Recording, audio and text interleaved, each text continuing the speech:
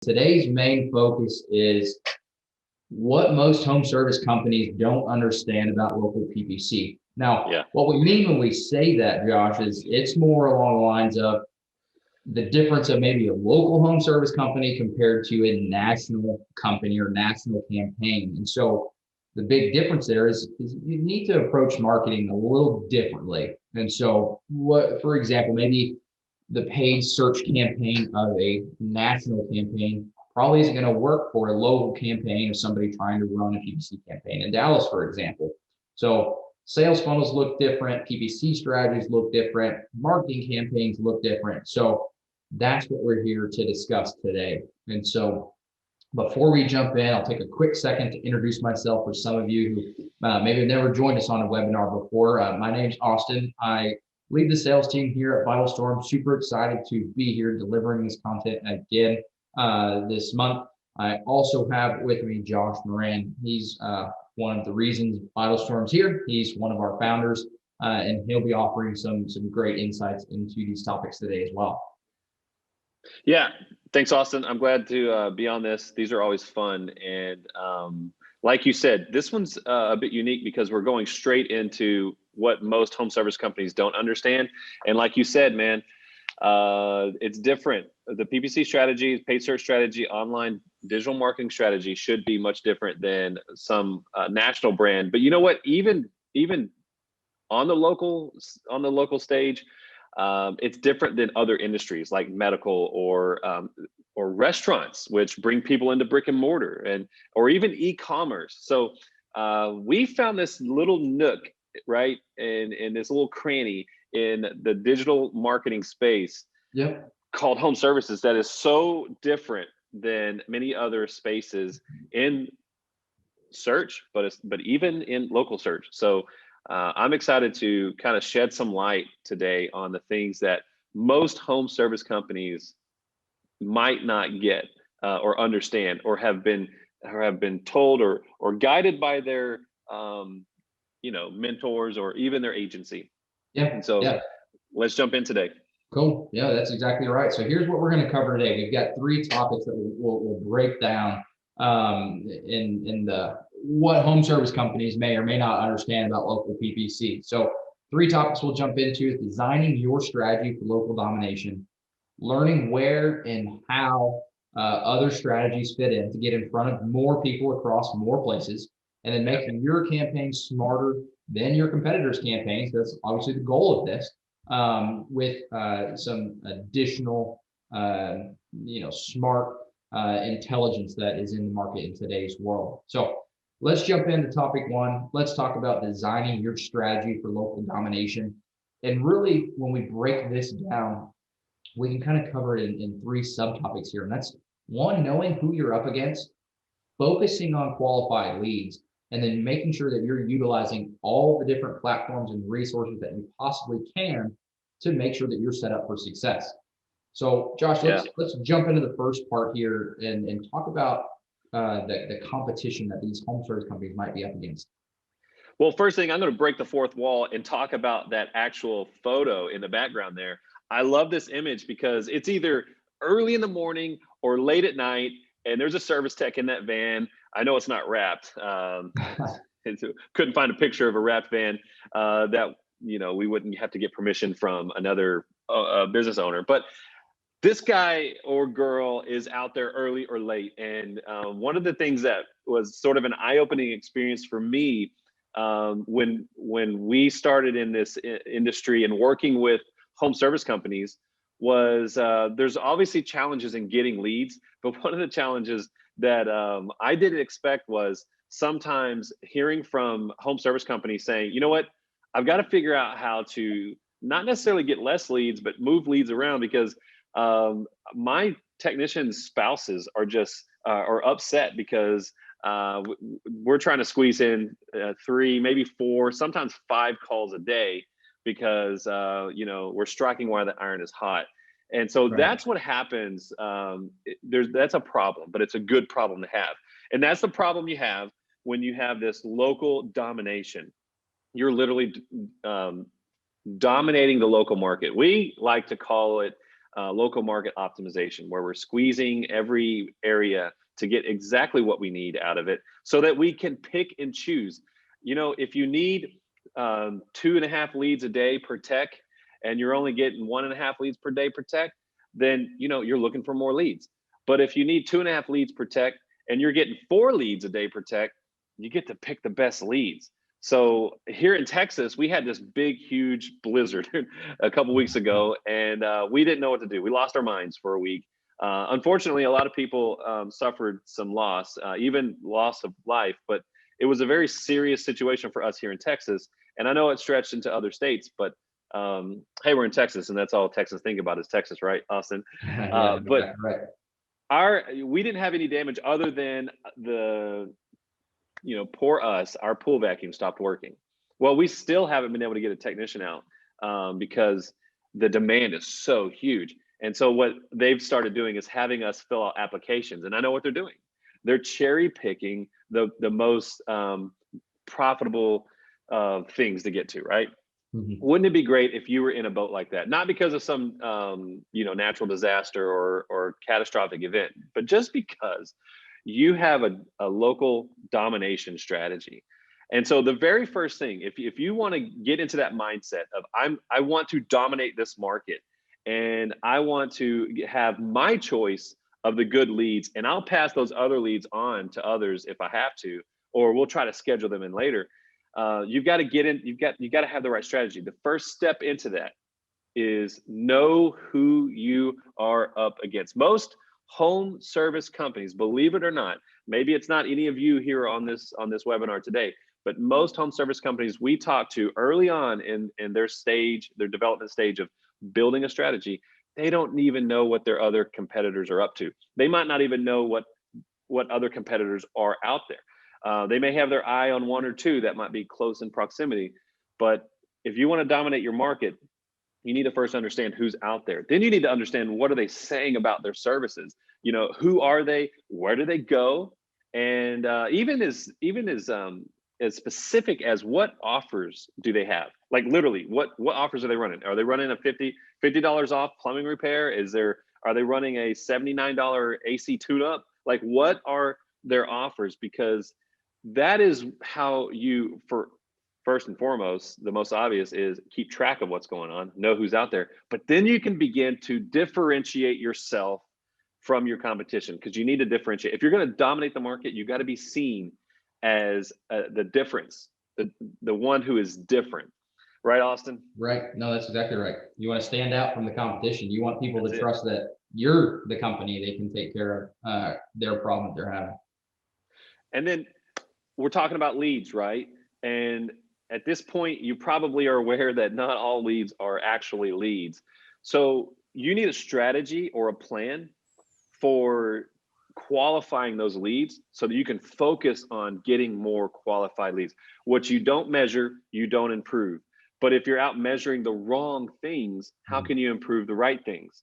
And so it's important to measure the right things. So you got to have the mechanisms in place where you're qualifying leads. That starts with tracking the phone calls and web form submissions that come into your call center. Are you tracking calls? So right now, if you're not tracking calls, write down your very first to do item. Your action item is track calls. And we can help you. If we have time, we can talk about and answer questions about that after this discussion.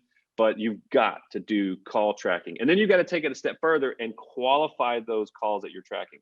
How are you qualifying them as customers or clients or leads or not? There's a process. There should be a process. And we can talk about that too. But just know that you've got to know who you're up against. And then you've got to measure the right thing. You've got to be tracking qualified leads. Now, the third thing is a little bit more obvious when we're talking about local domination. It's this. You need to utilize all platforms and all resources. You can't dominate if you're not using all the tools. And think about, if we're a basketball team and we want to dominate the court, why are we going to leave some of our best shooters on the bench? They're sitting there ready to go. Why are we going to leave them there? Let's pull out all the guns. Let's pull everyone out and and dominate the court. You can do the same thing in marketing because there's so many channels. Start exploring new channels. We'll get into that here in a little bit. Yeah, no, and then that's a perfect kind of segue into the next topic because, like I mentioned, that's the next step is getting in front of more people and across more places. If you want to have a strategy that's dominating your market, you can't just show up in one spot and expect to be the best and get the best customers because they might not be searching in just that one spot. And so, that's the next step up here is to talk about getting in front of more people across more places. And what that means is, like we just talked about, utilizing all the platforms and resources. Are you in Google LSA? That's another great cost-effective place to be in. Are you using ad extensions and in your ads? Are you planning your budget? Are you just throwing money at the wall, seeing what sticks? And then again, conversion tracking. These are some of the new smart techniques that you can use to make your campaigns more efficient over time. So, Josh, explain to us here kind of what's the importance of these first two, LSA and ad extensions. What's the importance of those in a paid search strategy? Okay, so we're talking about dominating in local search, and Google has developed a tool specific for local search. It's called Google Local Service Ads. In fact, the first beta of this was actually called Google Home Service Ads, but they've expanded to other services that aren't necessarily home services. But you better believe that home services are still in there, and so this takes up a lot of really great real estate on the search engine results page, especially on mobile, because it's going to take up almost the entire first mobile fold, the first mobile page. You've got to scroll down to even get to the ads and the organic listings. So a lot of people have these mixed feelings about Google local service ads. I do too. I'll be honest with you. I hate them. I hate Google local service ads. And it's because there's not a lot of differentiation you can do there. Everyone, all of you and all your competitors get to fill out the same profile. And then you put in, the only thing that's going to make you different is how much budget are you willing to put in there. But everybody's paying a fixed cost. That can be a good thing when you've got it as a piece of your puzzle for a larger puzzle of things that you're doing. So I like it in that way. It's a great supplement. But here's what I don't like. I don't like that you can't get in there and make yourself that much different than anyone else. But if you're not in there, you're not getting any of the leads. And so for me, if we're going to dominate, we need to be looking in all the areas. And we put Google local service ads number 1 because we're talking about local domination. Right. We got to go there. We've got to start there. Also, some things that should be mentioned. We've already talked about Google. We need to talk about also, and it's not listed on as a bullet point here, but we're probably running paid ads on Google. We also need to think about paid ads on Microsoft because you're going to get 20% more traffic in the home service space. You're going to get 20% more traffic from there for about a third of the cost. So you're not going to kill it with leads, but you're going to get more leads. And if we're talking about dominating, we need to squeeze everywhere we can. So why not go for that 20% more for about a third of the cost? So listen, if you're thinking about Google, you should keep your focus there on the paid search, but don't forget about the local service ads piece of it. You might have heard that it's a nightmare getting signed up for it. I'll confirm that it is a nightmare getting signed up for it. But once it's past you, once it's behind you, you're there, and you can take advantage of that benefit. It's great real estate on the search engine results page. It's a fixed cost. You won't get all your leads through there, but you might as well be in that space. Same thing with Microsoft. We should have made a bullet point for that, man. What were we thinking? Same thing with Microsoft ads, right? But okay, let's look at the second one that is listed on here. Are you using ad extensions in your ads? I feel like we just got really specific, and it might feel really random, and especially if you are aware of ad extensions, or you don't know how to, or you haven't ever had experience running campaigns yourself, ask the person on your team who is running the campaigns, or ask your agency. But let me tell you, ad extensions are really, there's a few benefits here. To me, as a marketer, the first benefit is it's going to take up more real estate. You want to be seen and stand out. Well, if you have ad extensions, your ad's it's gonna have, think of it as having more bells and whistles on it, right? So it's going to stand out more. Also, it allows you to share more of your story, right? List more features and benefits. But if you're really strategic with those ad extensions and using site links and things like that, you're using it as a way to make those ads more compelling by planting call to action through there. I like to see call to action in the headline. I like to see call to action in the descriptions. There's 2 lines of descriptions you can put there. Use call to action in each one of those, and then use site links. Don't just link to pages on your website or landing pages and just use the title of those pages or names of the service. Use call to action in there. So if you're running a plumbing ad and you've got a few site links on there, one is drain clean and one is tankless water heater. Instead of just putting boring drain clean or boring tankless water heater on there, put call to action on there. And I'm not thinking of the character limit here, so forgive me if this is too long because there are character limits. But instead of just saying plumbing, what if you said, or said drain cleaning, what if you said, call now for $25 off drain clean? That's so much more compelling than drain clean. And so the same thing with tankless water heater. Don't just say that we do tankless, use it as an opportunity in that extension to evoke the emotion of action and call to action. So it would say something like, even as simple as click for specials on tankless water heater installation or something like that, right? So those ad extensions, if we're going to dominate, then we need to use all the bells and whistles that are available in the Google Ads platform and Microsoft Ads and utilize those extensions. Now, if we can zoom out and think about your marketing budget, if you want to get in front of more people, more homeowners across more places, you've got to have the funds to do it. And so budget planning is really, really important. How much have you set aside for marketing just in general? You know, the general rule of thumb is 10%. I say if you want to grow, you should lean into that. It should be more like 12, 13, 14%. But only if you have it, you're everything tightened up on the back end where your call center is booking those calls at a high rate and your technicians are converting those appointments into sales in the home. But if you have issues in your selling system or issues in your call center, then being aggressive with your advertising budget can be like burning money. But if you've got all those areas buttoned up, I like to see clients, and I talk to a lot of home service companies that are really leaning in and pushing in on this to get their, to spend a little bit more money to get that growth coming in. But the idea here is you're planning. How much are we going to set aside? What are we going to earmark for marketing? And then how much of that is going towards digital marketing, right? If you're a $100 million company, you might be earmarking close to 30% or maybe a little more of your marketing budget towards digital. If you're a smaller, maybe you're a $1 or $2 million company, maybe the whole marketing budget goes towards digital. It just depends on where you're at and what makes sense to you and what your goals are. You can take two $5 million HVAC companies that look very similar, but they have different goals, different needs, and they might have different, it might make sense to set things up a little bit differently. So it needs to be completely unique to you.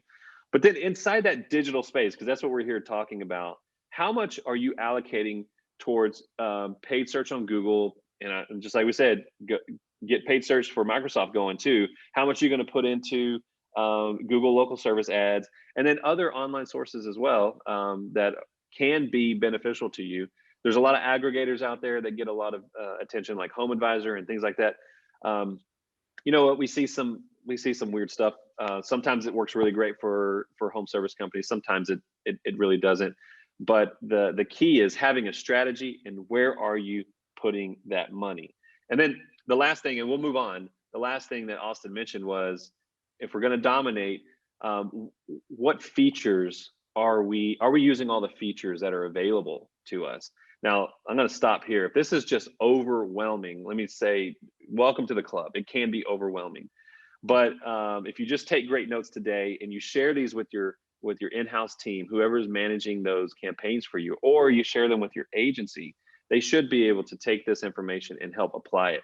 Not to mention, we'll have a recording of this that you can share later. But if we're going to utilize all the features so that we can use all the tools available so we can dominate our market, we can't leave conversion tracking off the table. It's the way of the future. Conversion tracking is not new today. It's been here for a number of years, just maybe a handful of years. Right. It's something we started working very intimately with Google, and I know that other people are involved in this too. Conversion tracking is simply this: your campaigns can learn from the conversions that it produces and feed that data back in to the artificial intelligence machine learning mechanism, that machine of your account. So much of it is hidden to us. We don't see it.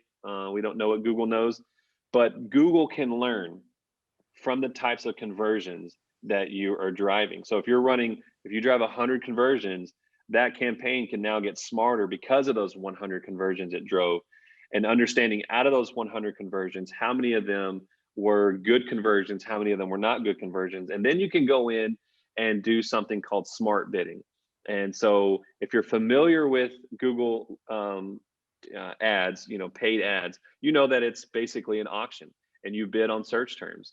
And Google knows, has millions of signals on each one of us, and it can learn this keyword matches this conversion on this keyword matches these types of signals. So let's go out and find more people like that.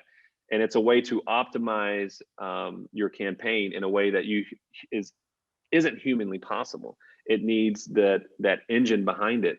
And so conversion tracking is something that everyone should be doing, even if you just have it enabled so that Google can track those conversions. And you might not yet be using smart bidding. You should be building that database for your campaigns, so your campaigns can learn and get through that learning period, they call it, so that when the day comes that you want to implement smart bidding, you go for it. Now, smart bidding is because now that your campaign has this data, you can tell it the data is on the conversions. You can tell it to optimize for more conversions, or you can optimize based on cost. You can optimize based on, like I already said, conversion. You can optimize based on a number of things that produce a better result for you that is outside of the human capabilities of your team or your agency. So Austin, I went really far into the rabbit hole of campaign management, but most of these people that don't nerd out on these type of things, what could you share as layman's terms of how conversion tracking can impact their campaign?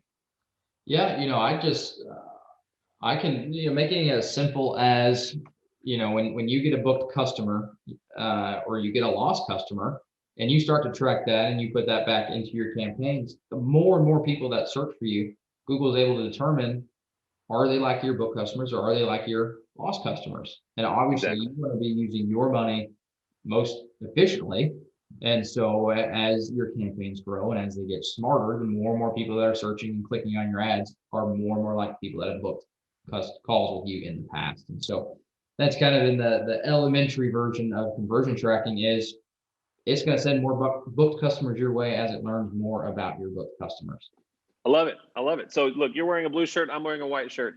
If half the population wore blue shirts and half the population wore white shirts, and there was a ratio of how many of blue shirts and white shirts clicked on the ad, those who converted, whether they're blue shirts or if more blue shirts converted, then Google would go out and find more people who wear blue shirts. Yep. To then serve those ads up. And no, Google doesn't. I don't think they know what color shirts we wear, but maybe they do. But that's just another example. So that's good, man. Yeah, and to kind of piggyback off of the last slide and this slide, I think a couple other places to keep in mind to really dominate and get in front of other markets that we could have maybe had bullet points on. I think we might touch on them here in a little bit as well. But like you said, Microsoft Ads is an important place to be in. Another place is maps and directories. That is something that we should always focus on. Being kind of in the home service realm, is you want to be showing up with that local approach. And something we'll touch on here in this next slide is remarketing. That's also something that's super important into having a successful campaign. Absolutely.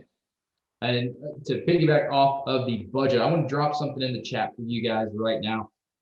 This is actually a tool that you guys can use if you're not already in LSA or even if you are an LSA, you guys can have an effective LSA campaign with efficient dollar spend. It allows you to put in exactly how many leads you want for your most popular zip codes for the services that you guys offer.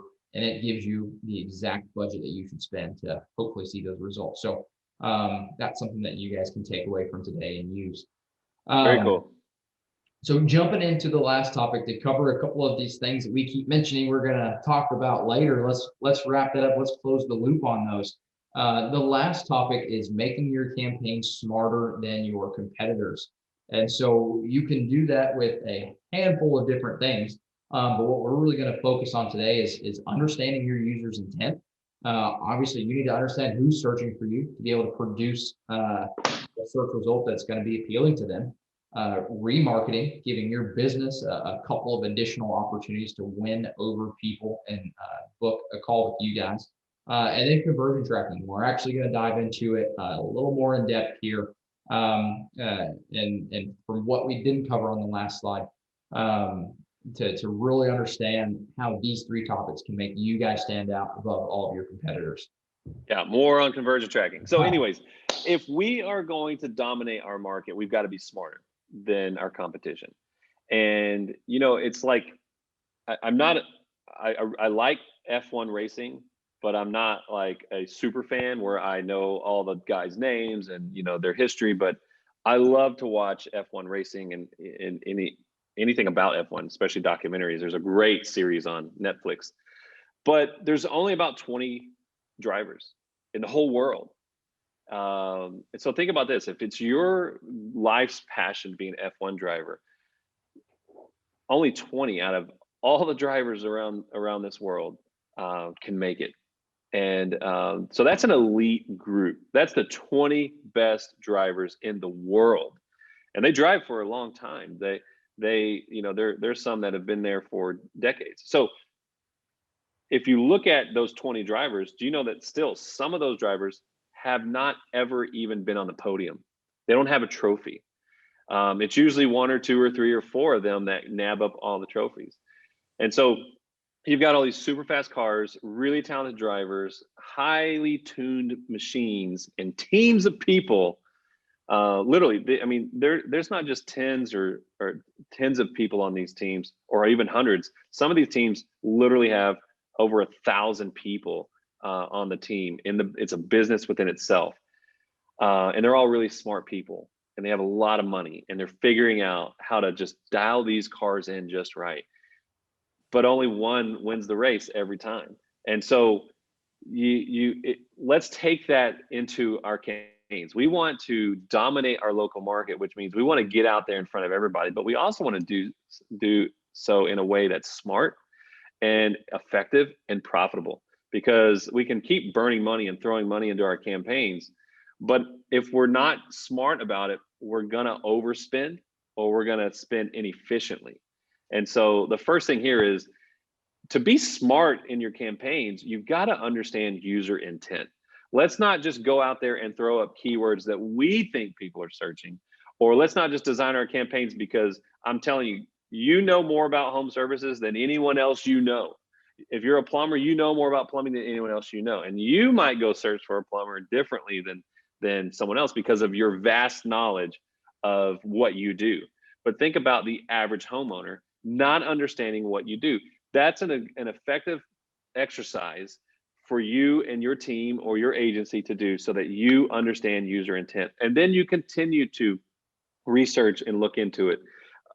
Understanding the big picture, right? How are the people who are looking for your services searching for your services? That will dictate how you pick your keywords, how you and then you assign match types to those keywords, how you write your ad copy, and then obviously how you design and write those landing pages and your website.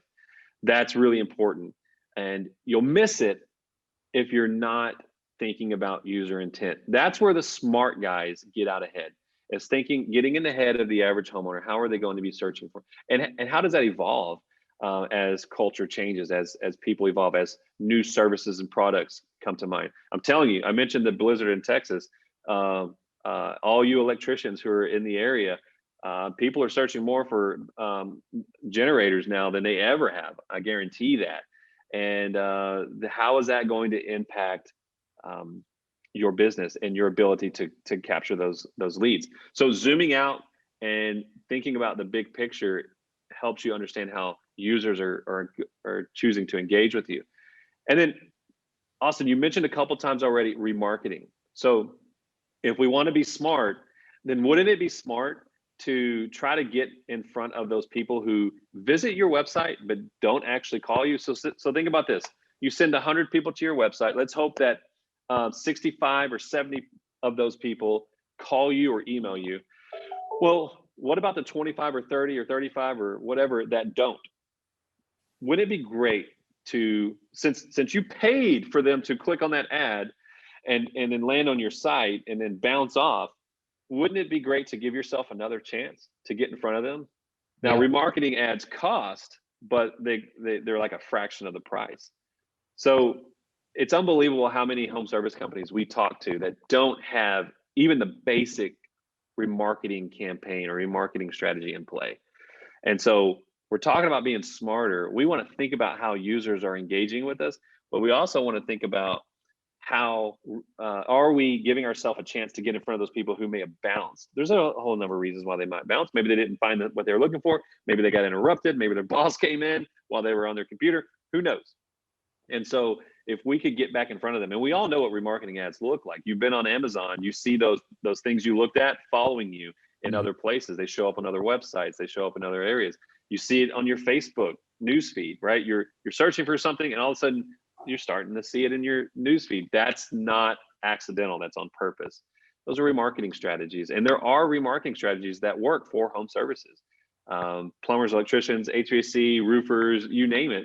There are ways to get in front of people through remarketing that can be effective and work. Austin, I heard you chime in there. Were you going to mention something about remarketing? Yeah, no, I was just going to say, it gives you that second, third, fourth opportunity to win that customer, because I can't tell you how many times I look at a product online, maybe for, personal use or buying a pair of shoes or whatever it is, and I don't pull the trigger. And then I get on Facebook, there they are. I'm like, you know what? That's actually a good idea. And I click right back through and I buy that product. So it works the exact same, just like you said, for home services. There's those opportunities to win these customers that have searched for you. Maybe they didn't pull the trigger, but just one more ad might do the trick to get you guys possibly a lifetime customer. Absolutely. And then last on the list here is conversion tracking. Let's go down that rabbit hole once more. At the very least, enable the conversion tracking in your campaign so that your campaigns, so Google can start tracking those conversions and data begins to compile. And then when you're ready to put that layer over it and say, okay, I'm going to take my bidding to the next level. I'm going to engage in smart bidding. Google can now optimize your accounts, and you choose how you want them optimized. You can optimize for conversion. You can optimize for cost per acquisition. You can optimize for a number of things. And Austin, I think we should do a whole webinar just on conversion tracking.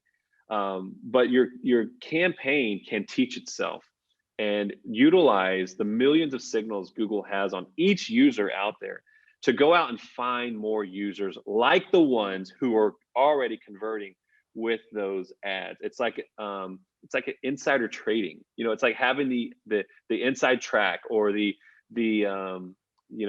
secret weapon, so that you can get out there in front of your competitors who probably aren't yet thinking about this, but eventually everyone will be doing it. And so it's important to leverage that machine learning that Google has made available to us so that our campaigns can be that much smarter. Hey, we're going to move out of this portion of our webinar now and take a look at some more practical stuff, right, Austin? We've got a local PPC checklist. Go for it. Yeah, so this is a resource that we've actually got available on our website. So you guys can feel free to navigate there, check it out if you'd like. We'll also include this in a recap email to all of you participants today. So this is it. Like Josh was saying, this is real-time tips, tricks, and even a checklist as you scroll all the way down here to make sure that your PPC campaign is set up for local domination. Yeah, so let's go over just a couple of these. We don't have time to go through the entire checklist, but Austin, let's show these guys maybe the first couple of them. And like Austin said, everyone, this is available for free. And Austin, you're going to give them your contact info at the end, right? So if Yep. anybody has questions or you want to walk through this full checklist, we're happy to connect with you. Um, we just we're in this space like you are, and one of our passions is educating this industry on how you can dominate in this local search space. So the very first thing on the checklist is do competitor research. If you're scratching your head wondering how in the world am I going to do that, it's as simple as this. Just literally go to the search engine, and let's say that Robert, you're in Fort Lauderdale, I believe. I think it's was it Magic Air, uh, Fort Lauderdale AC repair. Just search it, and whatever keyword comes to mind, put a geo modifier on it, like Fort Lauderdale or some other local area around Fort Lauderdale or in the vicinity, and make a list of those keywords. Then go out and start searching them and see who's coming up, and literally write it down, or better yet, take screenshots and study them, and either give them to your in-house team or give them to your agency so that they know who is showing up in the paid search listings, what other competitors are out there, what do their ads look like? Are they utilizing ad extensions? Are they taking up good real estate? Are they first, second, or third? Where do they normally show up? And what are they saying about themselves? And what are they offering? What are their offers? Because we want to differentiate ourselves and be competitive. So do that on a Monday morning, right? Take note, take screenshots, do it on a Tuesday afternoon. Take notes, take screenshots, skip Wednesday, do it on a Thursday midday. That way you're getting a good mix of the week, because campaigns can, ramp up and ramp down throughout the week. Just give yourself a good cross section of the week. And what are people doing? What are your competitors doing? And then make sure you have a regular practice of going back and doing it. One of the strategies we like to see the most is having your agency do this literally once a week, and just seeing what's coming up and being that much more competitive. As soon as their offer changes, you're adjusting yours. Eventually, you're going to get ahead of the game, and they're going to be chasing you. They're going to be altering their ads and their offers to match yours, and so you're going to just stay ahead of them, and you're going to alter yours again. So if you're competitive, it can be fun or very frustrating, but you definitely want to do that level of key campaign competitor research. So it's that simple, right? Next on the list is targeting, making sure that you're targeting all areas. We've identified 4 areas that you should be targeting in your campaigns. The first is location targeting. Make sure you have your location targeting dialed in correctly. I don't recommend that you just draw a circle around that radius targeting isn't as effective in Google. So don't just draw a circle and say it's done.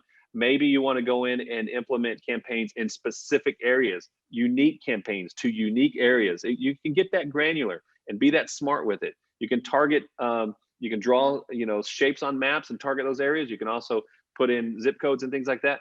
Or you can even think about this using the targeting through keywords, right? So targeting using geo modifiers in your keywords. So if you're an HVAC company in Fort Lauderdale, putting Fort Lauderdale as a search term in there also helps you target that area. I would be careful that you disregard the location targeting. Don't misunderstand me. You just, I'm not going to worry about the map. I'm just going to use keywords, because those keywords will show up everywhere. But think about how those geo-modified terms overlap those locations you're targeting. And so you can get really granular, very, very granular with your targeting. There's also device targeting. You want to make sure that you are showing up on mobile and that you have mobile optimized landing pages and even mobile campaigns. People are searching differently on mobile than they are desktop. So make sure you have a targeting strategy for each device. And then because of smart bidding and because of conversion tracking, we've been, cramming down your throat all day. There's audience targeting as well. And so because you have that conversion tracking in play, you can then begin to target certain audiences. Which audiences? It depends. Depends on your strategy, depends on your location, depends on your goals, depends on what you're trying to do. And that's the conversation you should have with your agency about the audience targeting. And then of course, there's something as random as network targeting. because you can show up on and off of Google's search platform. And sometimes you want to show up off of the platform as well, so that you can boost your impressions. Maybe that's a strategy you have. Maybe you have a brand campaign. You want to get your new name out there, or you want to let people know that you have a new service and you're willing to throw some money out there just to make people aware. That might be a way to do it. May not work for you depending on your budget, but that is an option. So thinking about your targeting strategy is super, super important. And of course, the last thing on there that I think we have time to cover, Austin, would be the keywords, right? Right. Yeah. Yes. So add new keywords, constantly be adding new keywords. Be questioning the keywords you have, be thinking about new keywords. In the Google Ads platform, they give you a tab called opportunities. You go there and they're gonna list for you opportunities that you might be missing. And they can show you, hey, if you implement this keyword as this match type, you could see this increase in impressions. And so that's also very helpful. We're dominating the market. That's what we want to do. We want to dominate the local market. So let's utilize every resource in front of us. That's a huge resource that Google offers. But also be thinking about how you engage with your clients. What's being said about you on social media? How are people finding you there? Maybe you start implementing those things. Do you have a radio campaign? Do you have a TV campaign? Do you have postcards?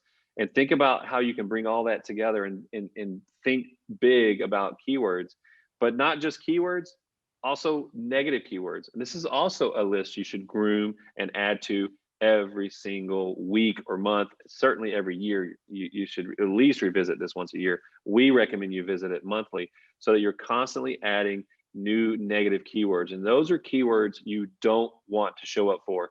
And so I think that's enough for the checklist today. We can get into bids and ads and ad extensions a little bit later. Or Austin, I know you're going to make yourself available for anyone who's on the webinar today who wants to reach out. I know we can't, walk through one-on-one presentations with everyone in every home service company in the US, but certainly these folks that took the time out to join us on our webinar today, I know we can make time for them.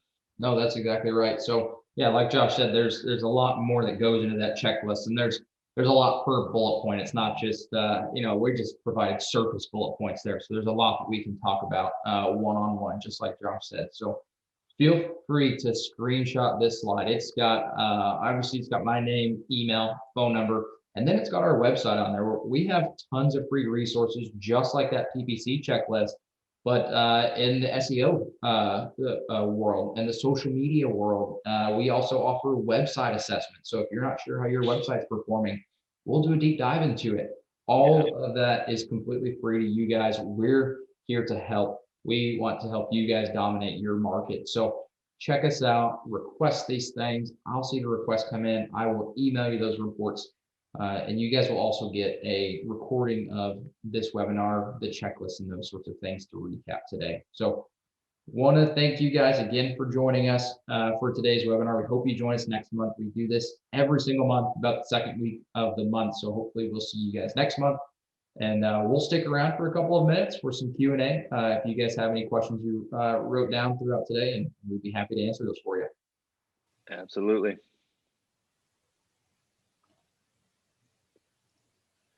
Also, they can put those questions in the chat or even in the Q&A, right?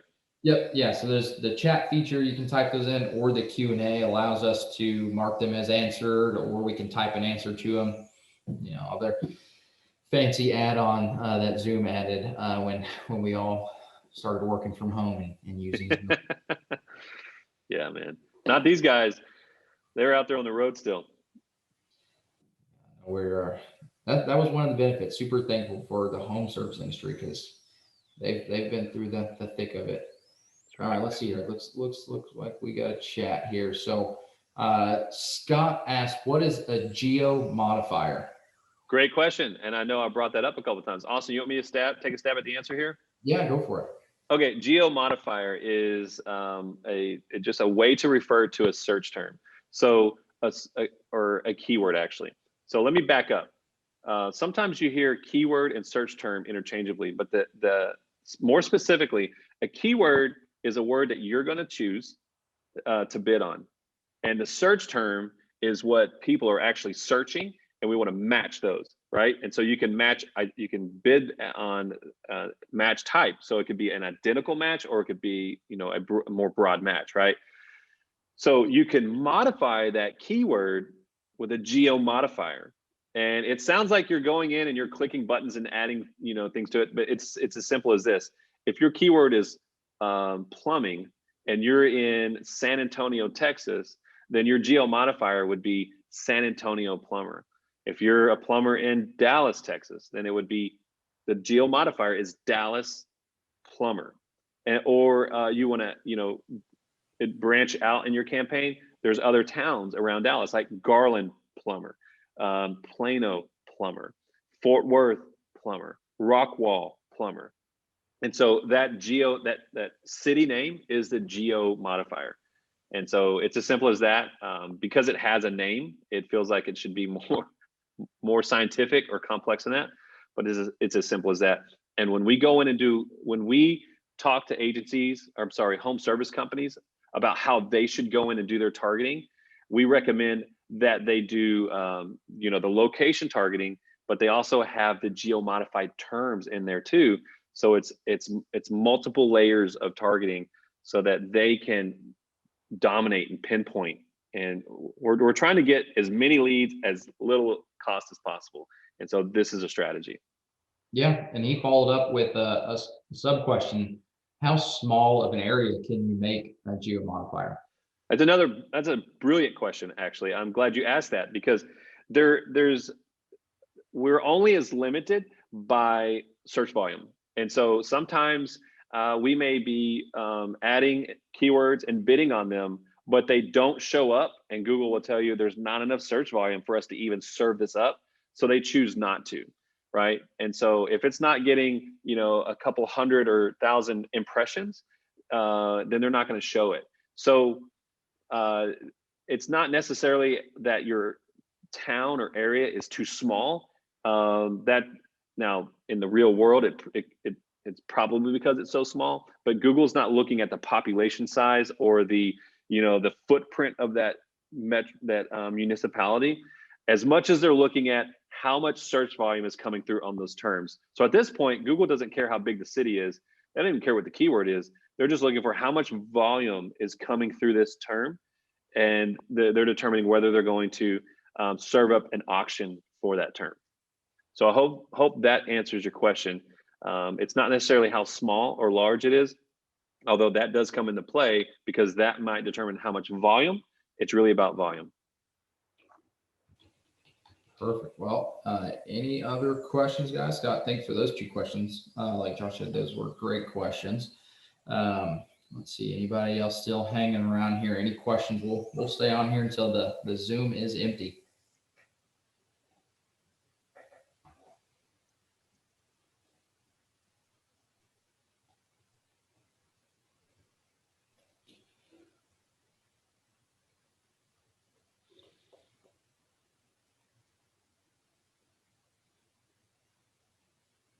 A couple more minutes in case people are typing here.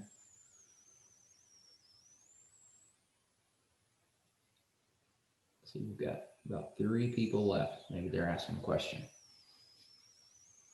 Maybe they're just sticking around to the end.